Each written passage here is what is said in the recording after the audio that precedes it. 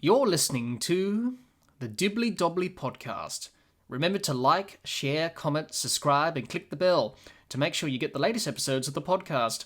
Be sure to like and share our Facebook page and follow us on Twitter and on Instagram. Let's move on to our next topic and talk about mental health in international cricket. Now, we've seen more and more players in international cricket, male and female, Mark, come out openly and speak about their mental battles with their mental health over the years. And that's good to see cricketers taking that step. It's often confronting openly in a public space, like a cricketer, that many people are watching you, but to come out and speak about your own battles takes a lot of courage. So that's great to see.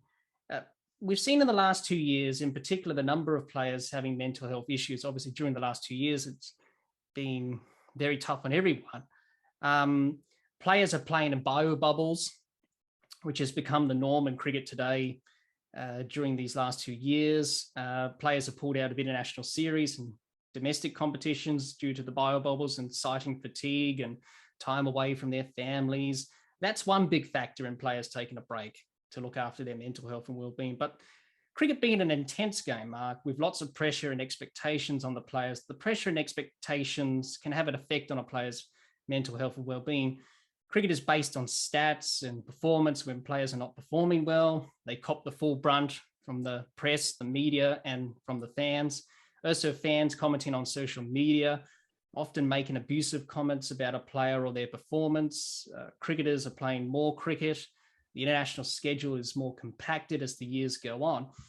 With more cricket being played, cricketers are spending more time away from their families.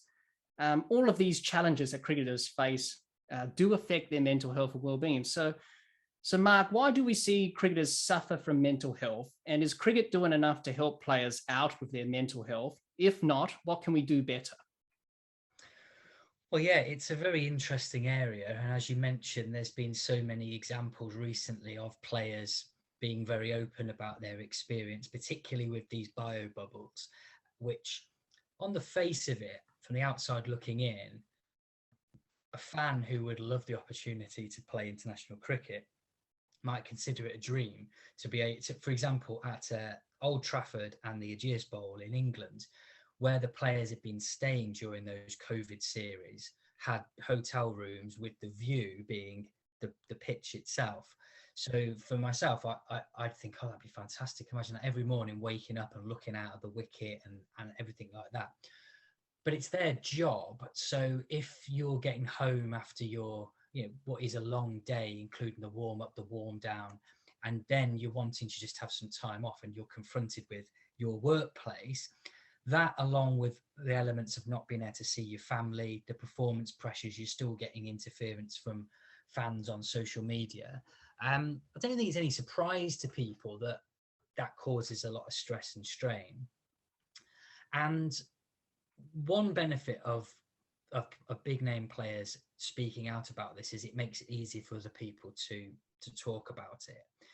Unfortunately, there does still seem to be in the media, whether that's individuals on social media or people writing on behalf of media outlets, a cap on empathy sometimes, that we'd say we feel sorry for someone or we'll understand their situation up to a certain point, but then we say they're an international cricketer and they're getting paid well, when they can still be subject to the range of emotions and feelings that everyone else is. So those things you mentioned, like performance being judged on statistical data, and the time away from home, anyone who's felt homesick after maybe being on the road for a bit of time, wanting to see their family, their kids and so on, can see an insight to that. How it can be dealt with, well, it's probably it's something which seems to be linked to the scheduling. Some recommendations have been made regarding the impact of scheduling, but of course ICC and World Cricket need the cricketers to be playing to put this product out there for the sponsors and for the fans, and of course for the integrity of the game. So we're probably going to see, just in my view and from what I've heard from those who are involved at that level, is that you'll see more and more of the rotation of squads, of people having tours where they don't travel with the team and they come back for the next one.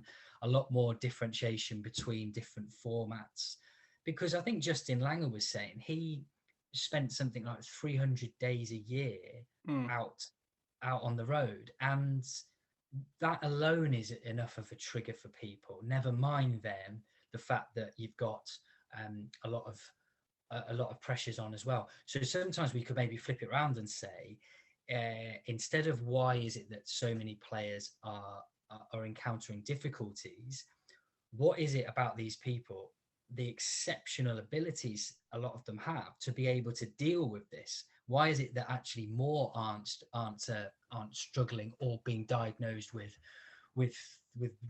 disorders as a result? And who knows, maybe that there's of course a grey area where people can be, they maybe not speaking out about it, they're struggling, but they're seeking help more privately. But yeah, it's actually a wonder to me sometimes that there isn't more cases of this. And are we nowhere near the peak of what's going to be the result of this? Yeah. Do you think world cricket at the moment, the way it's going with more cricket, I think there's talk about the IPL expanding more than it has been this year with 10 new teams. I think they're going to play more games next season or something like that. Do you think this is sustainable, the way that it's going at the moment? And do you think we could have a crisis on our hands, potentially, with mental health with cricketers, if it goes on like this? Certainly, potentially. And I remember speaking to a sports psychiatrist here in the UK about this, and his firm recommendations were that the workloads need to be managed. If I compare it to the dominant sport here in the UK, that of football and the English Premier League, there's of course a ton of demands on the players there. But when it comes to the travel element of it, it's nothing compared to international cricketers, because if you play for Liverpool or play for Manchester United, for the most part, you'll train within commuting distance of your home. You play half of your games at home. You might go on the road for away games, but often they'll charter a flight to get there and back quickly. You may well have European competitions, but as it says on the tin, it's Europe, so you'll be there back relatively quickly. Whereas some of these tours where England going to Australia or Australia going to South Africa, West Indies going to Sri Lanka, whatever it be, these are long journeys, and they don't just turn up and play for a few days. It's over a course of weeks and months often. So I don't know what point we've got to reach for people to take it a bit more seriously, rather than it being an accepted thing that we have this as a fallout. I just don't know. And the optimist in me hopes that there'll just be some things that are being tinkered with around the edges that just reduce the impact of this, so that we can move towards a more sustainable model for the players' welfare and well-being, as well as everything else that comes into it. Yeah. Do you think the ICC have a clear plan on mental health? Do you think they're doing enough? As we've talked about, the scheduling's increasing and that. So do you think they need a more clear strategy going forward to deal with mental health and well-being of the players and not treat them like robots? Well, yeah, I think every area, every workplace could do with some different types of thinking that's less reactive, that's trying to forecast how you can help people rather than how you can just deal with the fallout of what might go on. And ICC will be privy to quite a lot of forward-thinking stuff that comes out from Australia particularly. PCA have been brilliant in England in terms of pushing player welfare. So I think all these things are there and coming together. And the hope is within the next months and years that there is something done to accommodate both the ideals and the demands of world cricket, but also the very people that make it such an attractive sport being looked after that little bit better as well. But I can't sit here and say what the answer is, because I don't have really a clue how they manage to schedule all these games and how it weaves together. but that should definitely be right at the forefront of how they consider the structure of the World Game. Let's move on to our next. Hi everyone. If this discussion on mental health has raised any questions about your mental health and well-being, please seek help from the various organisations in your country. If you live in Australia or the UK, please check out the links in the description.